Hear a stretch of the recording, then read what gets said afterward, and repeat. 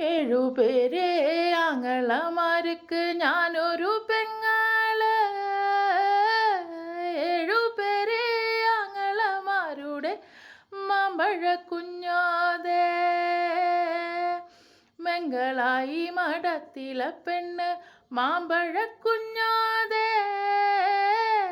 മെങ്കളായി മഠത്തിലെ പെണ്ണ് മാമ്പഴ കുഞ്ഞോതേ. തിരുകൂറുമ്പനാടെങ്ങും വാങ്ങിച്ച മൂടിക്ക് മൂടിപ്പൂവ്.